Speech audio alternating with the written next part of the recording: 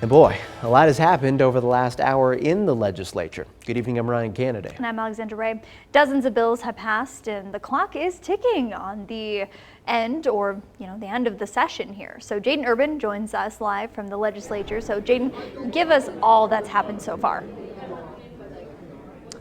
Yeah, Alexandra, so for a while there, for a few hours, both the Senate and Assembly floors were quite quiet, but we did hear from some sources that said that there was a lot of wheeling and dealing happening behind closed doors, and they said that they're also at the point in the legislative process where rules are kind of thrown out the window and there does not need to be any official documentation on these private meetings. But like Ryan mentioned, there has been a lot that has happened in that past hour. A lot of bills that we have been covering have passed out of respective floors here. So let's take a look at some of them. The governor's housing bill was finally heard on the Senate floor and passed 15-6. It now has to be concurred in the Assembly after a last-minute amendment was added.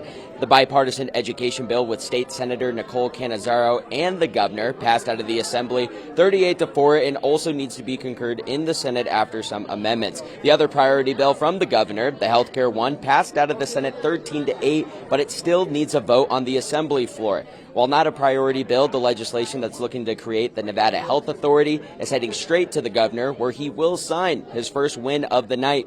Speaker Steve Yeager's bill allowing nonpartisans to vote in primaries also passed in the Senate 12-9. The animal cruelty bill known as Reba's Law passed out of the Senate 14-7. It's looking to strengthen the punishments for those convicted of animal abuse. It needs to be concurred in the Assembly. The to-go alcohol drinks and making the pecan punch the official state drink also passed 20-1 in the Senate. It needs to be concurred in the Assembly. Now, a lot of these bills that we mentioned that did pass out of their respective floors and need to be concerned in or concurred in their original House have a lot of amendments that we have not gotten the chance to dig through and look at, so we don't know how different these bills look at. But one bill that we are keeping our eye on before sine die is that film tax credit bill that's looking to bring two major movie studios down to southern Nevada. There was a potential conceptual amendment that seems to be proposed for it that would just simply break the bill down to a study. So there's definitely a lot that we have to track on that here throughout the night, but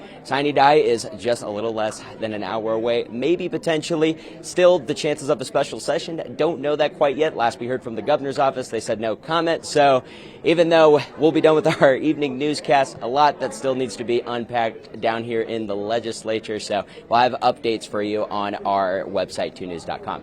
Covering the Nevada Legislature live in Carson City, Jaden Urban, 2 News Nevada.